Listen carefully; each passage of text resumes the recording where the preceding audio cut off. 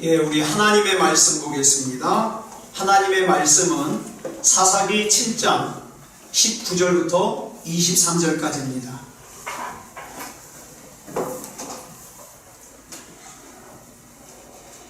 사사기 7장 19절부터 23절까지 제가 먼저 19절 말씀 봉독합니다. 기드온과 그와 함께한 100명이 이경초에 진영 근처에 이른즉 바로 파수꾼들을 교대한 때라. 그들이 나팔을 불며 손에 가졌던 항아리를 부수니라.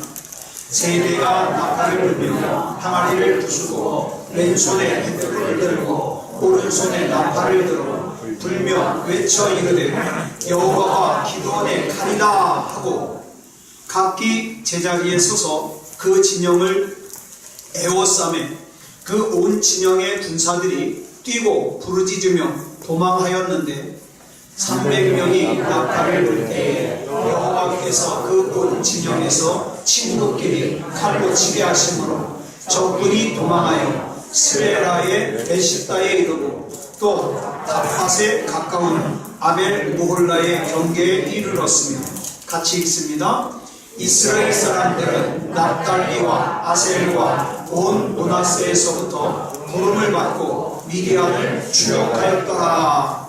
아멘. 잠깐 기도하겠습니다. 사랑의 아버지 하나님, 감사합니다. 이 시간 하나님을 예배할 수 있도록 인도해 주시고 불러주시고 하나님 앞에 믿음으로 반응할 수 있도록 인도해 주시니 감사합니다. 하나님, 이 시간 예배를 통하여 우리에게 필요한 은혜와 또 복과 또 치유를 허락해 주시옵소서. 하나님이 주신 은혜로 담대하여 이 세상을 승리하는 삶을 살 수 있도록 인도해 주시옵소서. 모든 것을 우리 주님 앞에 맡겨드리오며 그리스도 예수님의 이름으로 감사하며 기도드렸사옵나이다. 아멘. 예, 우리 같이 인사 나누겠습니다. 잘 나오셨습니다. 은혜 받고 돌아갑시다. 이 시간 우리 다 같이 사사기 7장 19절부터 23절 말씀까지 읽었습니다. 말씀의 제목은 하나님께서 찾으시는 바보입니다. 하나님께서 찾으시는 바보. 우리는 지난 시간에 13만 5천 명의 미디안의 대군이 이스라엘에 쳐들어왔는데 이들과 싸우기 위해서 이스라엘에서 모인 군인들의 전부가 3만 2천 명이라고 했어요.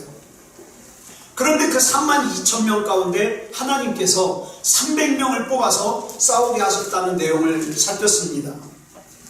근데 이 300명이 누구냐? 두려움이 없는 사람들이 아니에요. 두려워요. 두려움이 있긴 있지만 그 두려움을 하나님을 향한 신뢰로 이겨낸 사람들이라 그랬어요.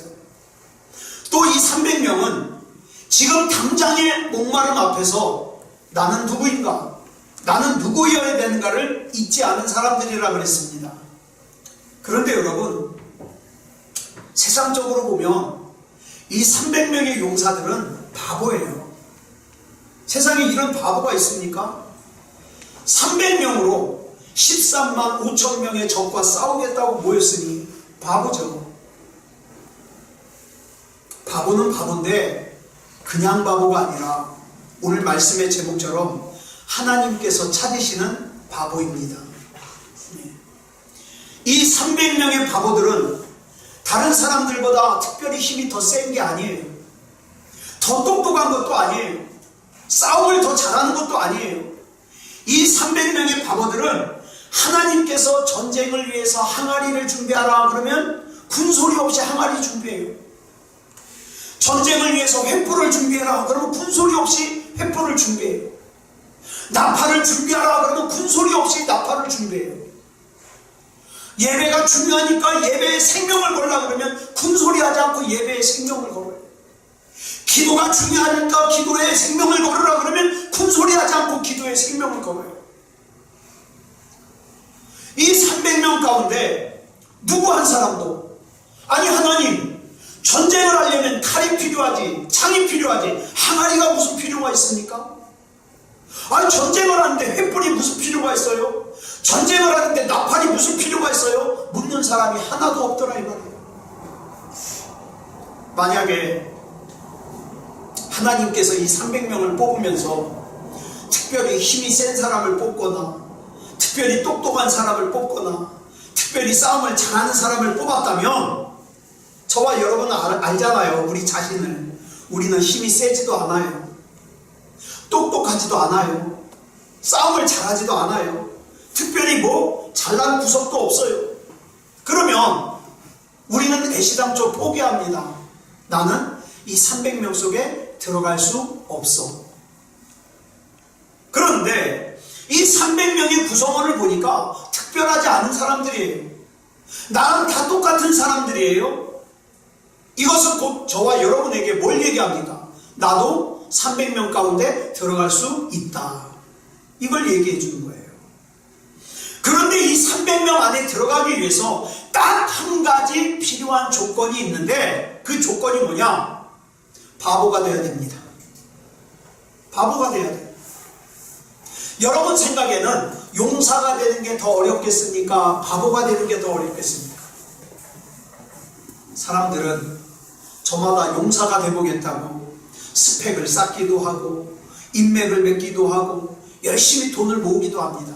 왜? 그거 모아가지고 용사가 되보겠다고 남들보다 좀 더 잘 나오겠다고. 그런데 바보가 되겠다고 애쓰는 사람은 없어요.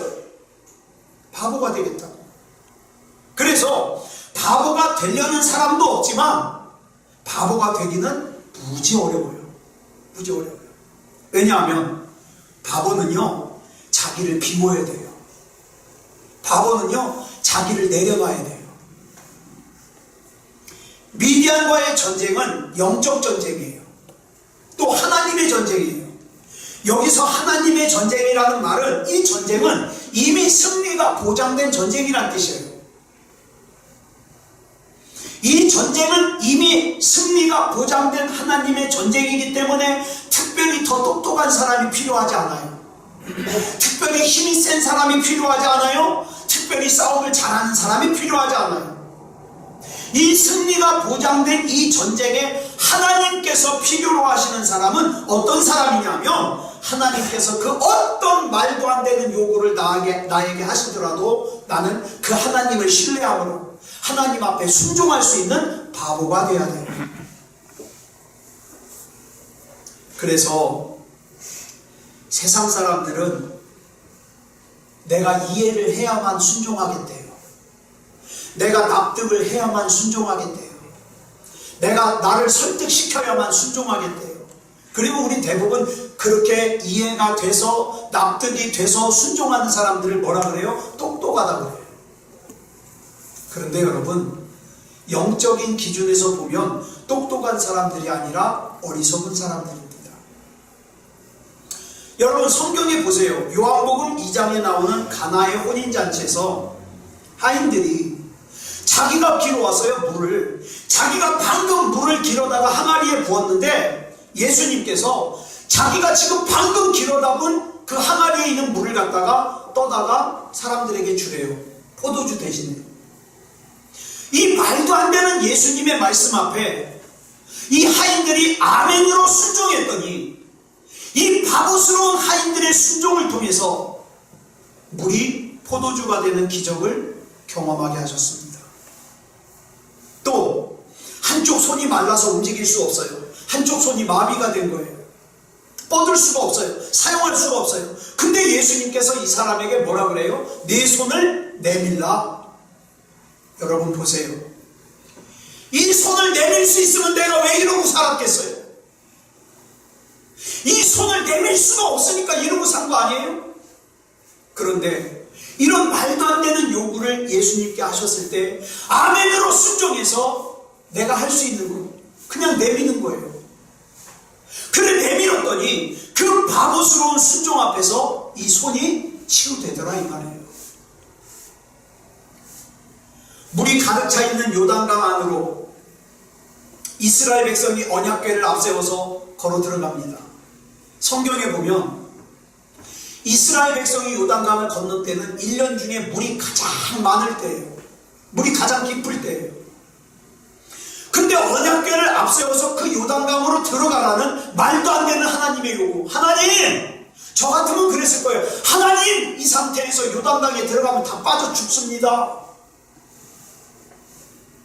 그런데 이 말도 안 되는 하나님의 요구 앞에 이스라엘 백성들이 아멘으로 바보스럽게 순종하니까 성경에 보니까 발밑에서 요단강이 갈라지는 기적이 일어났어요. 여러분, 이렇게 말도 안 되는 하나님의 요구에 아멘으로 순종하는 사람들을 우리는 뭐라고 불러요? 바보라고 부릅니다. 오늘도 똑똑한 사람들은 안 나와요. 위험하잖아요. 그런데 오늘 본문을 보면 이런 바보들이 전쟁 준비를 하고 있어요. 놀랍게도 하나님께서 전쟁을 앞두고 이 바보들에게 특별한 무기를 주신 게 아니에요. 자, 이건 내가 이번에 새로 개발한 무기인데 이 무기만 있으면 한 사람이 1000명을 이길 수 있어. 뭐 이렇게 신무기를 준 게 아니에요. 또 세상이 깜짝 놀랄 만한 재갈공명 같은 작전을 세운 것도 아니에요. 이 전쟁을 위해서 하나님께서 이 바보들에게 준비시킨 것은 3가지예요. 항아리, 횃불, 나팔. 3가지예요. 그런데 놀라운 것은 이 300명의 바보들이 말도 안 되는 하나님의 요구 앞에 아멘으로 순종을 하더라는 거예요. 똑똑한 사람들은 자기 안에 생각이 너무 많아서 순종 못합니다. 왜요? 내 생각과 하나님의 뜻이 충돌하거든요. 똑똑한 사람들에게 항아리를 준비하라고 시키면 뭐라 그럽니까? 아니, 전쟁을 하려면 칼과 창이 필요하지 항아리가 무슨 필요가 있습니까? 되물었을 거예요. 우리는 여기서 먼저 명심해야 될 것이 있어요. 우리가 싸우는 전쟁은 하나님이 싸우시는 전쟁이라고 그랬어요. 하나님이 싸우시는 하나님의 전쟁의 특징은 전술의 싸움이 아니에요. 전략의 싸움이 아니에요. 무기의 싸움이 아니에요. 순종의 싸움입니다. 순종의 싸움. 하나님의 위대한 역사를 앞두고 자기를 부인하고 자기를 복종시키는 것이야말로 그리스도 안에서의 최고의 전술이고 최고의 전략이고 최고의 무기입니다. 그렇다면 이 전쟁에서 하나님께서 정말 싸워야 될 대상이 누굴까요? 이게 중요한 거예요. 지금 아말렉의 미디안의 13만 5천 명의 대군과 싸우는데 지금 하나님이 싸우셔야 될 대상이 이 미디안의 13만 5천 명일까요? 아닙니다.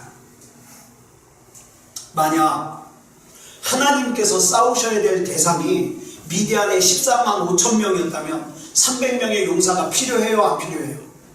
안 필요합니다. 그냥 하나님이 혼자서 해도 돼요.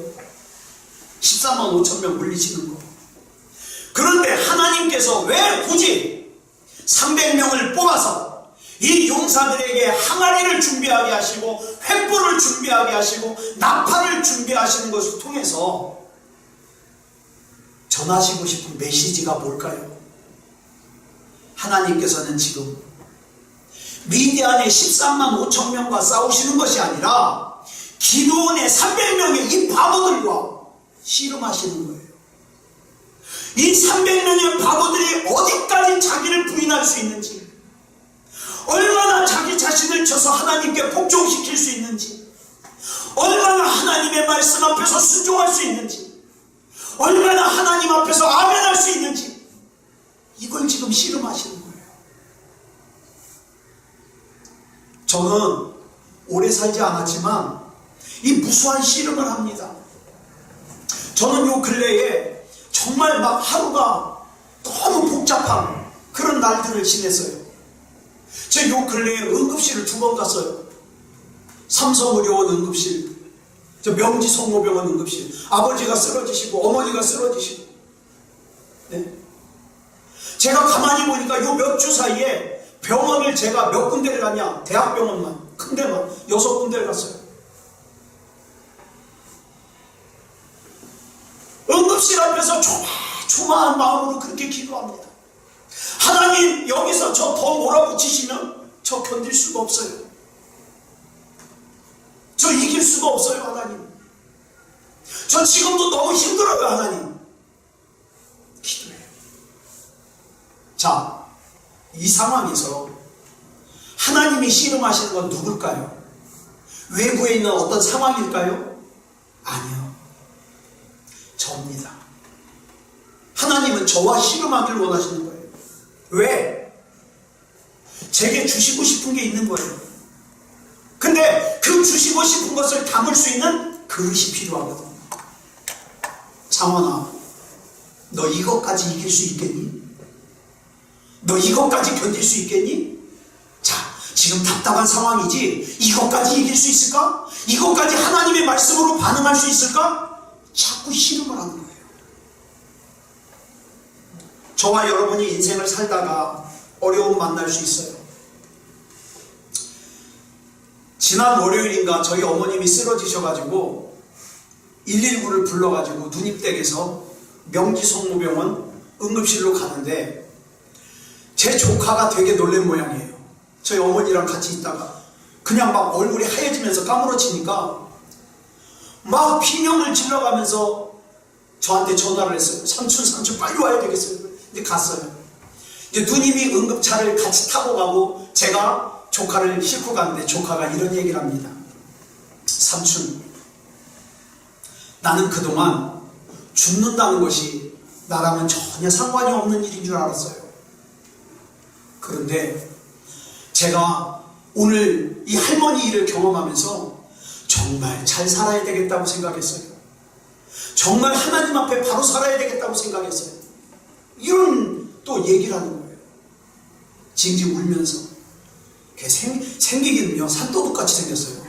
키도 커가지고 막 우리 등치는 종덕이만 해가지고 막 수염도 막 더부룩하고 그런 애가 질질 울면서 삼촌 잘 살아야 되겠어요.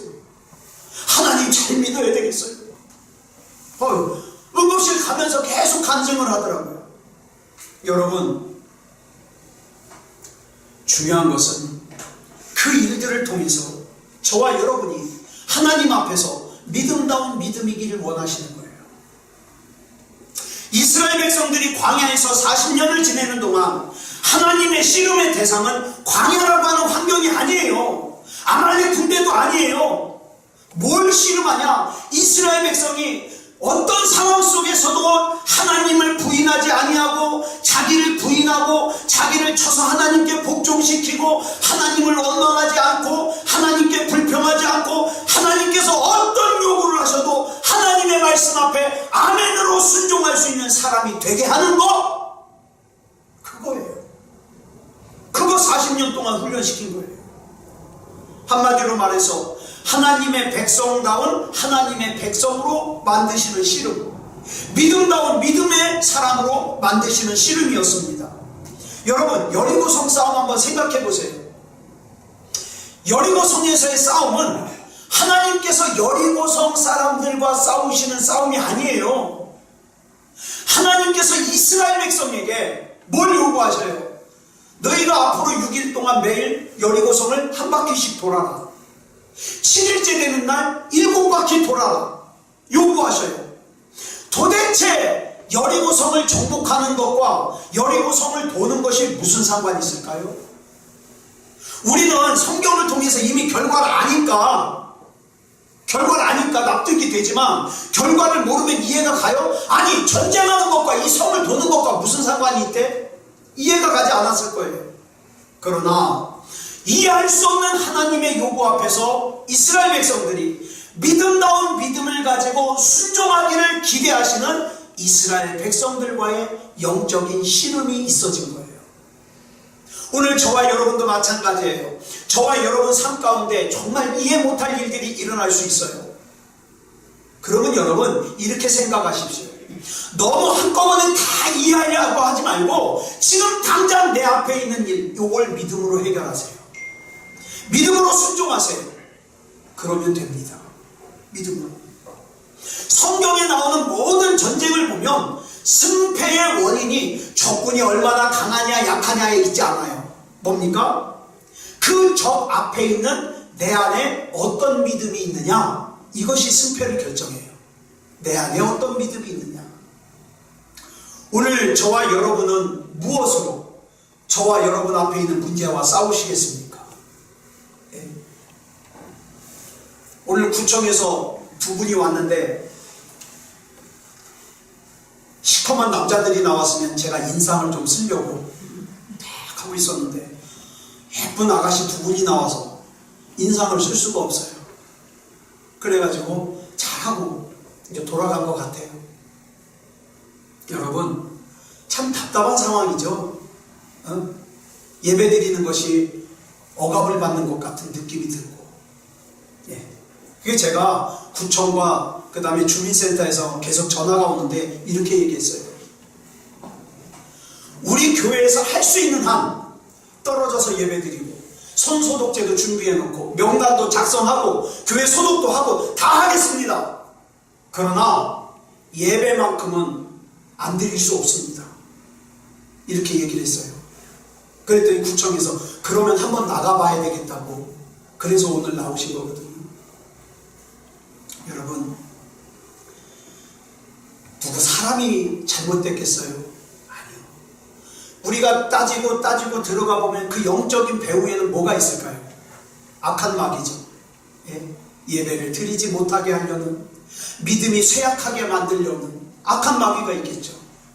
그 악한 마귀의 계략 앞에서 지금 나는 어떤 믿음으로 서 있는가, 이게 중요한 거죠.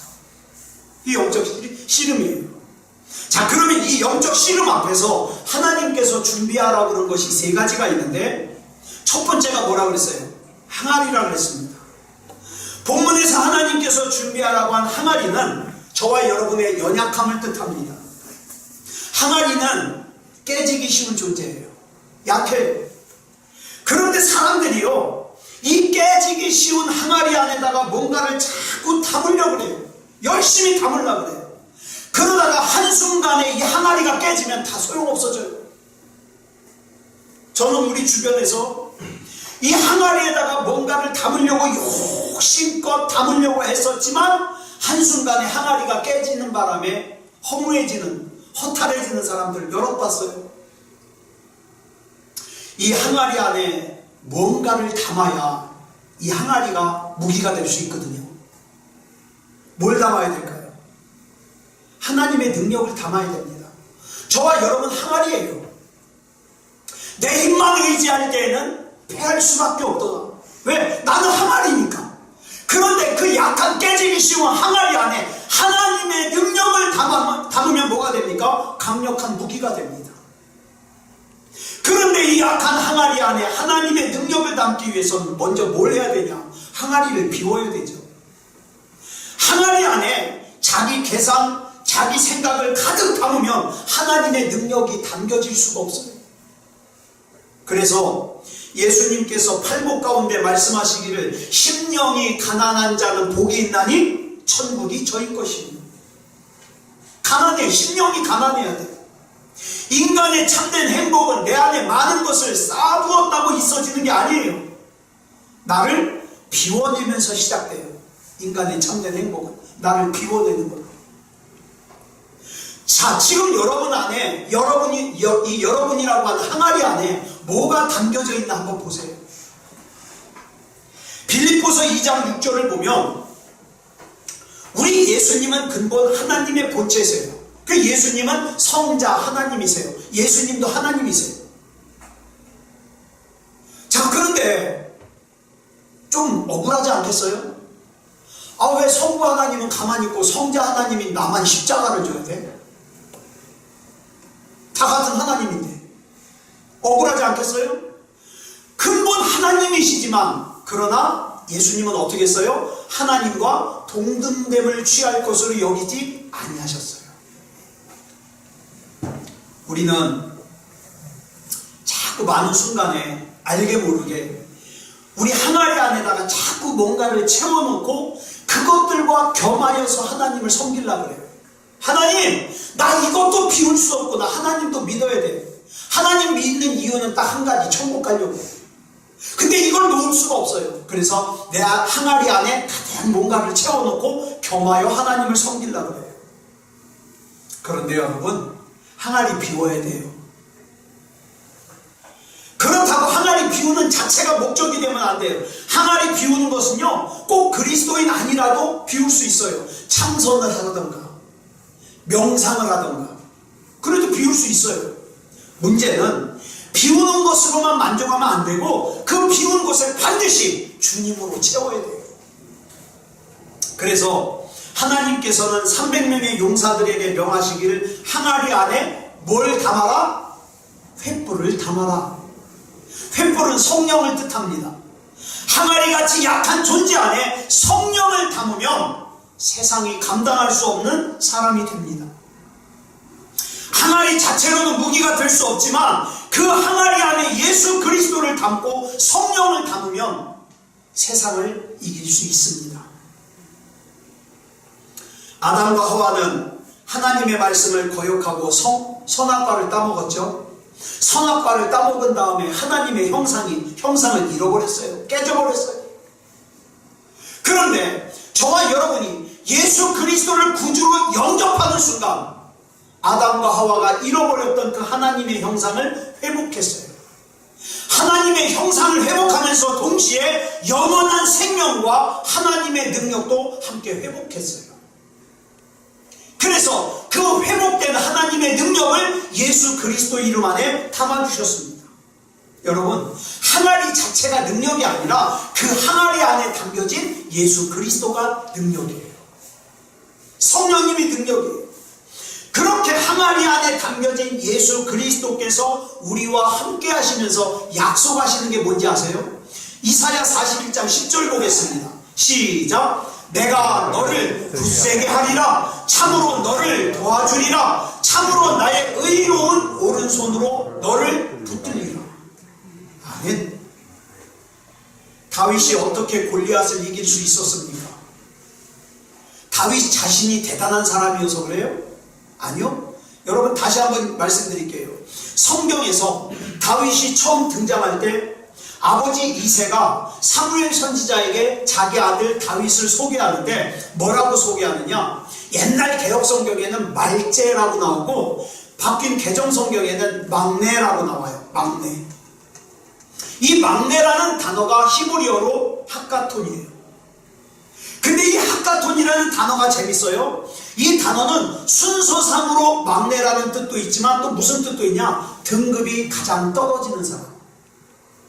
그러니까 이 다윗은 이새의 아들들 중에서 가장 덜 떨어진 아들이에요. 가장 부족한 아들이에요. 이걸 뭐로 알 수 있느냐? 다윗의 아버지 이새가 사무엘 선지자에게 자기 아들들을 소개하는데 8명의 아들들 중에서 7명은 소개하는데 누구는 소개할 생각을 안 해요? 다윗은 소개할 생각을 안 해요. 왜? 이 다윗이라는 아들은 아버지가 생각하기에 다른 아들들은 다 왕이 될 가능성이 있지만 그 아들들 중에서 제일 가능성이 없는 아들이 누구예요? 다윗이에요. 그래서 다윗아, 너는 가서 양들이나 지켜라. 소개할 생각을 안 해요. 그런데 자기 아버지에게조차 무시당하는 이 보잘것없는 항아리 같은 다윗 안에 하나님의 믿음을 품으니까 하나님께서 이스라엘 역사상 가장 위대한 왕으로 만드셨어요. 여러분, 그래서 저와 여러분이 하나님이 아니면 안 되는 거예요. 저와 여러분이라는 이 항아리 안에 하나님을 품어야 되는 거예요. 여러분, 이 세상의 가능성만 가지고 계산하지 마시기 바랍니다. 내 안에 하나님이 계신가? 이게 중요해요. 그 다음 세 번째로 준비한 게 뭐예요? 나팔입니다. 아직 전쟁을 시작하기 전인데도 하나님께서, 여러분, 이 나팔은요 용도가 다양해요. 어쩔 때 쓰느냐? 전쟁을 할 때에는 진격 나팔을 불거나 아니면 후퇴하라는 작전 명령을 할 때 나팔을 불어요. 근데 여기서 나오는 이 나팔은 그런 용도가 아니라 뭡니까? 승리의 선포입니다. 승리와 전쟁에 이기고 났을 때 부는 나팔이에요. 선포라고 할 수 있죠. 하나님께서는 저와 여러분이 선포의 나팔을 불기를 원하십니다. 내 눈에 보이지 않아도, 내 손에 잡히지 않아도, 내 귀에 들리지 않아도 하나님께서는 승리하게 하실 것이며 반드시 고쳐주실 것이며 하나님께서는 반드시 이기게 하실 걸 믿고 예수 그리스도 이름으로 명령하고 선포하는 것, 이게 나팔이에요. 안 될 거야. 이 문제는 해결이 안 될 거야. 그러면서 나팔도 안 불어요. 그러면 안 돼요. 육체의 질병이 치유되기를 예수 그리스도 이름으로 선포해야 됩니다. 내 삶의 문제가 해결되기를 예수 그리스도 이름으로 선포해야 됩니다. 나를 답답하게 억압하고 있는 악한 마귀의 사슬은 예수 그리스도 이름으로 명하노니 끊어질지어다. 선포해야 됩니다. 본문에 나오는 300명의 바보들에게 하나님께서 본문 9절에서 뭐라고 말씀하십니까? 시작. 그 밤에 여호와께서 기드온에게 이르시되 일어나 진영으로 내려가라. 내가 그것을 내 손에 넘겨주었느니라. 이게 약속의 말씀이에요. 기드온아, 내가 저 미디안의 14만 5천 명 내가 너 이기게 해줄게, 이 뜻이에요. 근데 기드온이 이걸 믿어요, 못 믿어요? 못 믿어요. 저 같아도 못 믿어요. 전 진짜 저 같아도 못 믿어요. 그런데 하나님이 보실 때는 이 싸움은 이미 다 이겨놓은 싸움이에요. 그런데 기드온이 하나님으로부터 승리의 약속을 받긴 했지만, 아이 그래도 칼이라도 줘야지, 항아리와 횃불과 나팔을 들고 어떻게 이 싸움을 싸워? 불안한 거예요. 이게 우리 연약함이에요. 하나님, 그래도 내 손에 당장 10억이라도 좀 쥐어주시면 내가 뭔가를 좀 할 수 있겠다 싶은데 아무것도 없는데, 나 몸도 아픈데, 나 이것저것 약한데, 아니 나한테 할 수 있다 그러면 내가 이걸 어떻게 믿습니까? 약하잖아요. 그래서 하나님께서 기드온의 수준에 맞춰서 기드온에게 확신을 주시는데, 그래 너 부하 한 명 데리고 미디안 진영 가까이 한번 가봐라. 갈 수 있잖아요. 300명 가지고 13만 5천 명과 싸우는 건 자신이 없지만 가서 몰래 진영을 엿보는 건 할 수 있거든요. 그래 갔어요.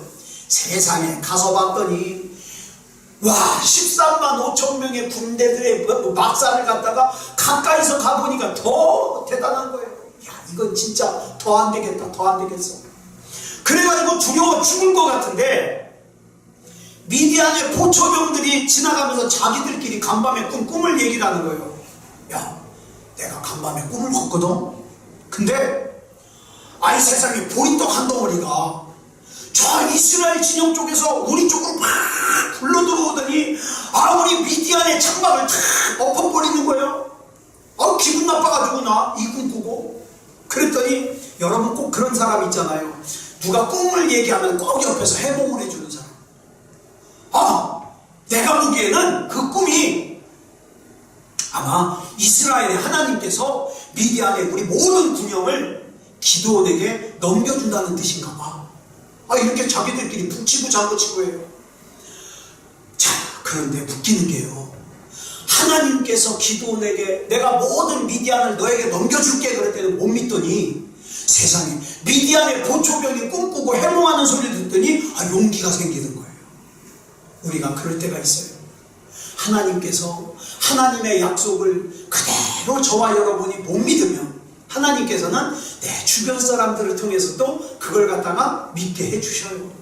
믿게 해주셔요. 그래서 힘을 내요. 자, 오늘 말씀을 정리하겠습니다. 하나님의 씨름은 대적과의 씨름이 아니에요. 그 대적 앞에서 믿음다운 믿음이어야 되는 하나님의 백성과의 씨름이에요. 여러분 혹시 여러분 앞에 힘든 장애물이 있다면 하나님께서는 그 장애물과 싸우지 않으세요. 그 그 장애물이 해결되는 것을 담아줄 수 있는 믿음의 그릇이 우리 안에 준비되기까지 나와 씨름하시는 거예요. 나와. 그렇다면 하나님의 백성의 승리의 비결이 뭡니까? 출애굽의 인도자인 모세가 이스라엘 백성에게 외치는 외침 가운데 그 답이 나와요. 출애굽기 14장 14절입니다. 우리 같이 봉독하겠습니다. 시작. 여호와께서 너희를 위하여 싸우시리니 너희는 가만히 있을지니라. 아멘. 여러분, 믿음의 기도를 했으면 가만히라도 있어요. 괜히 난 안 돼, 난 끝났어, 이건 하나님 할아버지가 와도 안 돼, 이딴 소리 하지 말고 기도했으면 이게 최저예요. 가만히라도 있으라고요. 가만히. 입으로 은혜 털어버리지 말고, 입으로 불신앙적인 얘기하지 말고 가만히라도 있으라고요. 가만히. 그래서 기드온과 300명의 바보들은 하나님의 말씀에 순종했고 하나님께서는 역사하셨습니다. 항아리를 준비하라 그러면 항아리를 준비하고, 그 안에 횃불을 담으라 그러면 횃불을 담고, 때가 됐으니까 항아리를 깨트려라 외쳐라 그러면 항아리 깨트리고 외치고. 이 중에 가만히 보니까 특별한 기술이 필요한 게 없어요. 하나도. 항아리 깨트리는 거 무슨 기술이 필요해. 그냥 막 저 빼면 되지. 특별한 기술이 필요한 게 아니라 뭐가 필요하다? 믿음이 필요하다. 그래서 기드온의 300명의 바보들은 적군과 싸워서 이긴 게 아니라 자기 안에 두려움과 싸워서 이긴 거예요. 자기 안에 있는 염려와 싸워서 이긴 거예요. 자기 안에 있는 불신앙과 싸워서 이긴 거예요. 저는 저와 여러분도 내 안에 있는 두려움과 싸워서 이기기 바랍니다. 내 안에 있는 염려와 싸워서 이기기 바랍니다. 내 안에 있는 불신앙과 싸워서 이기기 바랍니다. 그리고 왜 횃불을 높이 드는 거예요? 나는 약한 항아리지만 내 안에 계신 하나님은 강하시다. 강하시다. 그리스도인의 가장 강한 무장은 성령 충만입니다. 그리고 기드온의 300명의 바보들은 승리의 나팔을 불었습니다. 아까 나팔은 선포라고 했습니다. 연약한 항아리 같은 내 인생에 성령의 횃불을 담고, 나는 이제 나에게 약속된 하나님의 말씀을 근거로 해서 나는 선포의 나팔을 틀 거예요. 예수 그리스도 이름으로 있을지어다. 그대로 되니라. 보시기에 좋았더라. 이 세 가지 선포. 그러면 저와 여러분 안에 계시는 주님께서 도우시고 역사하시고 이기게 하실 겁니다. 지금은 우리 주 예수 그리스도의 크신 은혜와 성부 하나님의 극진하신 사랑하심과 성령 하나님의 감동 충만하심과 역사하심과 인도하심과 보호하심이 오늘 거룩한 주일 주님 앞에 나와 영과 진리로 예배드리는 사랑하는 성도들과 가정과 이웃이 이제부터 영원토록 함께하여 주시사 일평생 사는 동안에 하나님 안에서 나는 내려놓고 하나님께서 나에게 무엇을 말씀하시든지 하나님의 말씀에 순종하는 바보가 되게 하여 주셔서 예수 그리스도 이름으로 승리하는 인생을 살게 하여 주시기를 그리스도 예수님의 이름으로 간절히 축원하옵나이다. 아멘.